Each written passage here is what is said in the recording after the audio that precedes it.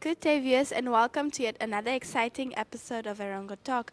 My name is Micheline Navatisis, and today we'll bring you the news, the weather and tides as per usual, and we'll be speaking to Christian Knobloch of the Namibian Fistball Association, which took place over the weekend. Now, this is Namibia's only indoor fistball, and we'll be also sharing some highlights of the recently concluded rugby match, which took place between Sparta 1 and Sparta 2. So stay tuned, we'll be right back after this.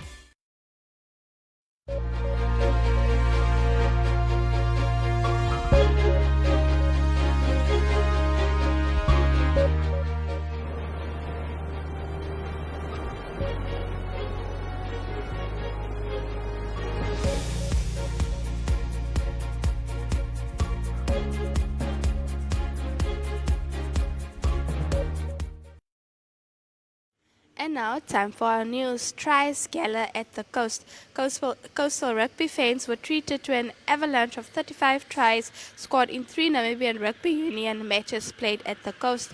There was no love lost between Sparta United 1 in their 75-19 victory over Sparta United 2 during an entertaining NRU First League match played at the Sparta Recreational Club grounds in Walvis Bay.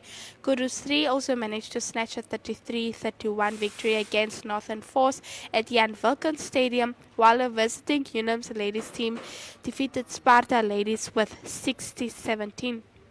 Experience proved to be the decisive factor in the match between Sparta 1 and Sparta 2. Sparta 1 scored 9 tries and 6 conversions against the 3 tries and 2 conversions managed by Sparta 2. The Sparta 1 pack laid a solid foundation up front and ensured that the defending NRU First League champions raced in a 43-0 lead at halftime. Moving on to our second story. Confiscated items destroyed. A large quantity of dangerous weapons were destroyed in the incinerator located at the Walvis Bay Waste Facility. According to the Erongo Police Regional Commander of Community Affairs, Commander Inspector Eleni Shapumba, the police has observed a concerning trend in crimes such as housebreaking and robbery, with aggravating circumstances which happened over the past few months. Shapumba said that it was disturbing that most of the dangerous items were confiscated from young males, including school-going persons. He also noted that the police will continue to take appropriate action. Shapumba urged parents to provide enough parental responsibility to their kids. It takes a whole village to raise a child, but the only person who has a chance to influence the behavior of the child is the caring parent. Those carrying dangerous items on the street should know that we will no longer take it lightly and we will charge them, he said. Moving on to our third and last story. Mistrust ruining Karibab administration. Allegations that the mayor and chairman of the council management committee of Karibab were not legitimate residents of the town were recently found baseless by the Ombudsman's office. Relations between the top officials, which includes the Karibab CEO, apparently continues to deteriorate. Karibab's Mayor Davy van Wyk and Council Management Committee Chairperson Lazarus Kanelombe, were reported to the Anti-Corruption Commission of Namibia, Urban Development Ministry, and the Office of the Ombudsman of allegedly not being legitimate residents of Karibab, that they were actually residents of Usakos and Swakopmund respectively, elected councillors who no longer live in the local authority they had been elected into or are only temporary residents in the local authority they serve in are illegitimate and would have to vacate their offices and make a place for an elected official who is a permanent resident in that local authority. In the meantime, there was an application for land at Karibab by the investigator of the Office of the Ombudsman, Nick Idhogela, who was involved in investigating the councillor's residency claims. According to the CEO of Karibab, Leslie Goresep, he received the findings of the Ombudsman on 7 March, and at the same time there was also a letter from Idogela Investments requesting land from council as part of an expression of interest advertised by the Knobloch gold mine. Stay tuned, we'll be right back after this.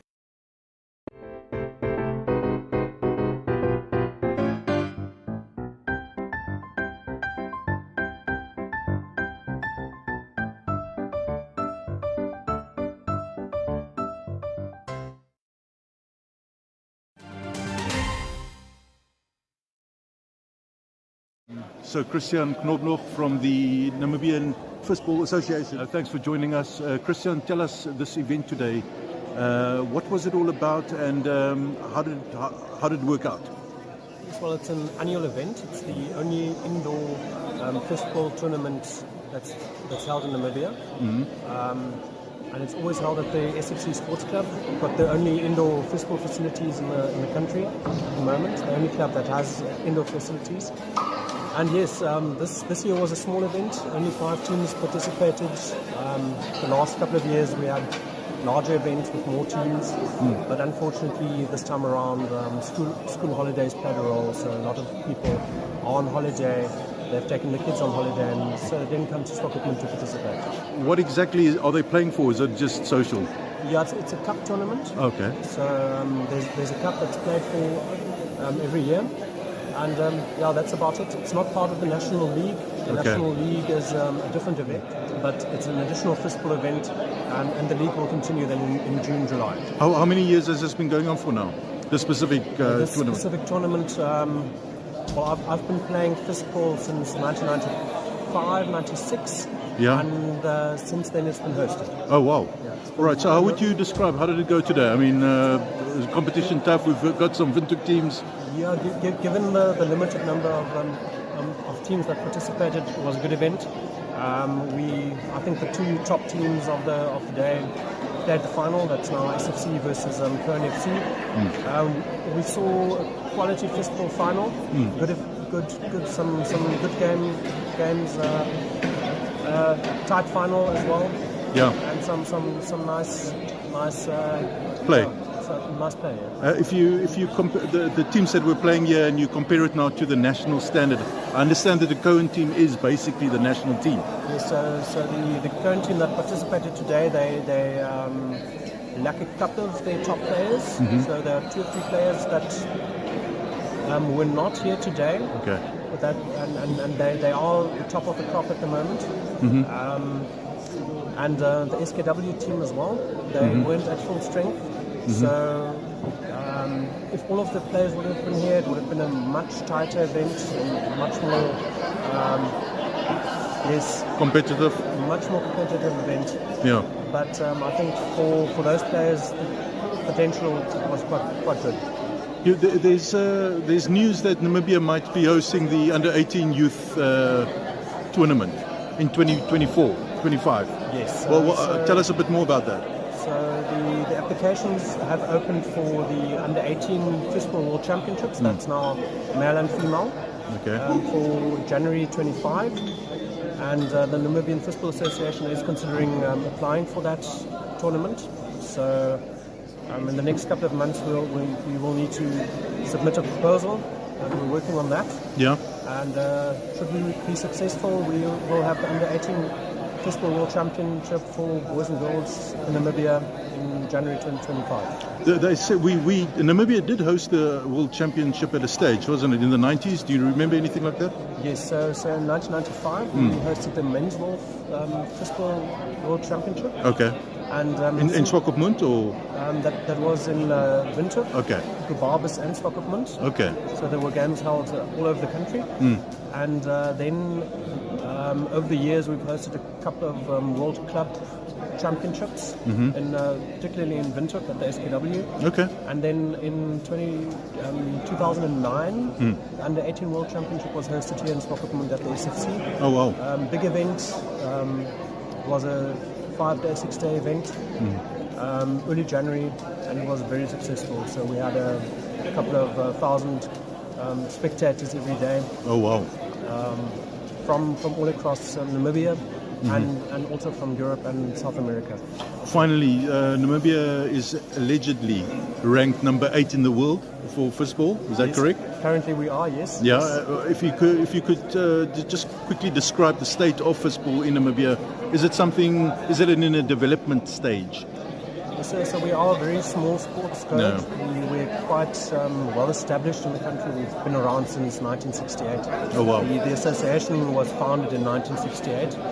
And the Namibian national teams, back then it was South West African national teams, they've been participating internationally since then. Yeah. We've had quite a good run in the early 2000s where we had a lot of under 18 national teams participating internationally, both boys and girls. Currently we're rebuilding, so we've got an under 16 and under 14 league that started off this year, and that's all in preparation for 2025, where we want to build a competitive team for the under 18 World Championship. Okay. That will be able to just also maybe surprise some of the big guys. Excellent. Christian, thanks for joining us, man. Thank you very much. Welkom hier by Sparta se rugbyveld op Walvis Bay. Nou ek is in die geselskap van meneer Donovan Paulse. Hallo Donovan. Goeiedag Oudtes. Nou voor ons verder gaan, ek moet sê voormalige Kudus afrigter, die Duine rugbyspeler, Kudus rugbyspeler, die rugbybloed vloei behoorlik deur jou are man. Ja, en dis lekker om vir jou by ons te hê vandag. Waarna kan ons uitsien vandag? Oudtes, ons kan uitsien na goeie rugby hierso. Aan hierdie kant het ons Sparta 1 wat Sparta 2 gaan aandurf.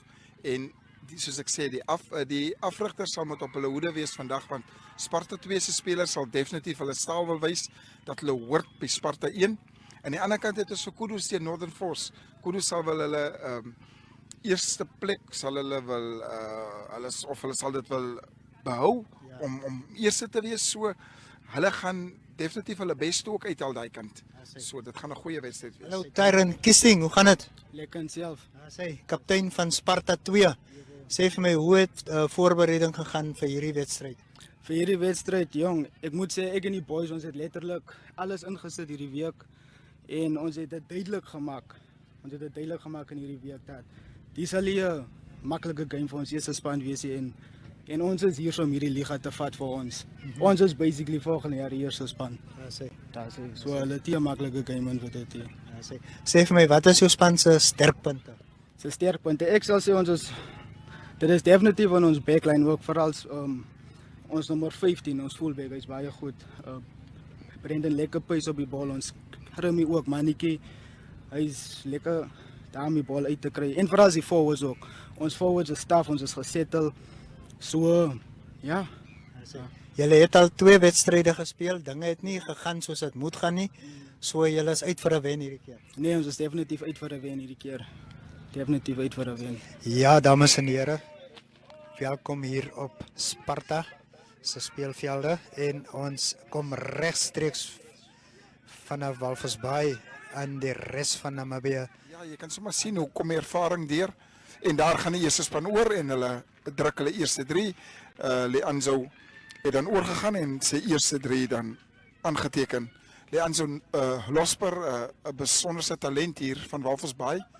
Hy het al die jare hier by Walvis Bay privaat skool gegaan en vir 'n tyd lank was hy by UNAM en hy is weer terug op die Haverdorp en jy kan sommer sien hoe kom hy ervaring deur dit wat hy daar opgedoen het by UNAM ook. En Steiger verdoel en ja, en die telling lyk aansienlik beter. Dit is nog steeds al 'n muntige 57 vir Sparta 1, maar Sparta 2 het kom aankruip en dit 19 punte nou op die tellbord. Dit lyk ver beter uit as wat ons in die eerste helfte gesien het. Ja, Donovan, ons het gesien na mate die wedstryd gevorder het Sparta 2 werklik hulle self begin vind en net die basiese dinge begin doen, druk opgesit, alles gegee wat hulle moet het. Karim Versaghi aan die wenkant hierdie keer, hoe dit gegaan daar binne? It was a very tough match today, and we expected that, and we knew these guys were coming for us. But it feels good to come away with the victory. You've had a massive victory. What does that mean in terms of points and the locks? Yeah, it puts us on top, and we're hoping it's going to keep us there. We're going to focus on staying at the top, keep that momentum building. Yeah. So what do you take out of this match? We did very well in the first half. We stuck to our structures. We were able to play our tempo on them. They couldn't keep up with us. Plaats Amir is a landmark on the coastline of Namibia, a home to quality shops and quality restaurants, a select variety of fashion and food retailers, as well as banks, not to mention the pier with 36 luxury apartments and entertainment for the whole family. Find us at corner of Tabarite and Albatross Street, Vineta North, Swakopmund. Call us on 064 462 242. Visit platsamir.com.na or at Plaats Amir on Facebook. Plaats Amir, enhancing your coastal experience. Check also the background of the person that are employing to handle the money. It's very true when we check some of the points, some of the people that are recruited. Yesterday they were grabbing the women's wig shop for. Today the person is in uniform. This is how we are advised to say that maybe let us do a screening before we recruit people. Of course, people must be given a job. We hope that they will improve when they get job. But a snake remains a snake. When you bring him closer to money, what will happen? You just modify that person. He becomes a modified thief because he's now working under uniform. And you can hardly suspect that person. So what can we do as security companies together with police so that you can see that those that are deployed, you can see that those that are deployed are really people of integrity. And are not the ones that can be lured very quick by those that commit crime.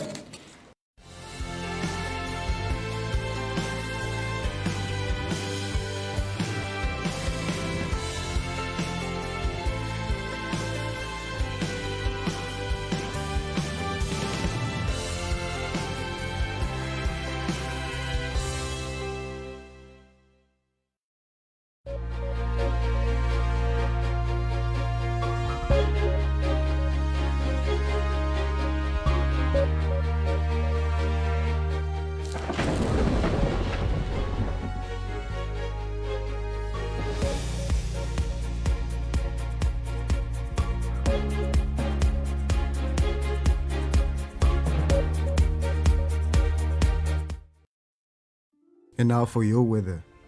Sunset at the coast will be at 28 minutes past 6 on Monday, and sunrise will be at 28 minutes past 7 on Tuesday. Walvis Bay will have a maximum degrees Celsius of 25 on Monday, and for Tuesday a minimum of 19 and a maximum of 28 degrees Celsius. A 15 knot west-northwesterly wind will prevail. Swakopmund will have a maximum degrees Celsius of 24 on Monday, and for Tuesday a minimum of 18 and a maximum of 26 degrees Celsius. A 9 knot west wind will prevail. Henties Bay will have a maximum degrees Celsius of 24 on Monday, and for Tuesday a minimum of 17 and a maximum of 27 degrees Celsius. A 9 knot southwesterly wind will prevail. Arandas will have a maximum degrees Celsius of 33 on Monday, and for Tuesday a minimum of 19 and a maximum of 33 degrees Celsius. A 19 knot east-northeasterly wind will prevail. Usakos will have a maximum degrees Celsius of 32 on Monday, and for Tuesday a minimum of 13 and a maximum of 31 degrees Celsius. A 15 knot east-northeasterly wind will prevail. Karabab will have a maximum degrees Celsius of 30 on Monday, and for Tuesday a minimum of 12 and a maximum of 28 degrees Celsius. A 19 knot northeast wind will prevail. Maruru will have a maximum degrees Celsius of 30 on Monday, and for Tuesday a minimum of 10 and a maximum of 29 degrees Celsius. A 17 knot east-northeasterly wind will prevail.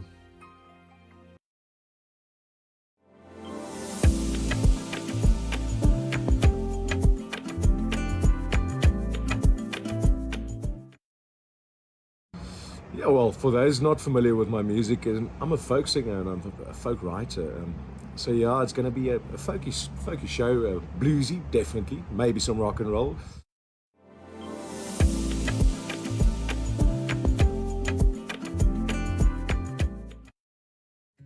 Adam Tas is coming to Windhoek to help build a brighter future for education. Join us at the Sounds of Caring concert at Windhoek High School Swakopmund on 20 and 21 May, where he will be performing with Von Arends and Rian Smith. Tickets cost $200 Namibian and are available via eticket.my.na. All proceeds go towards the African Child Development Trust.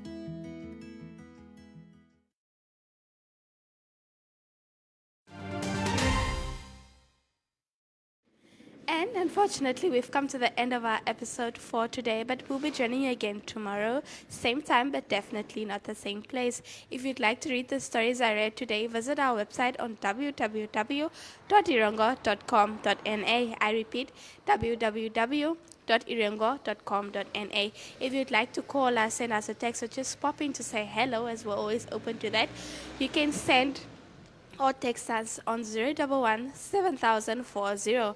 I repeat, 011 7040.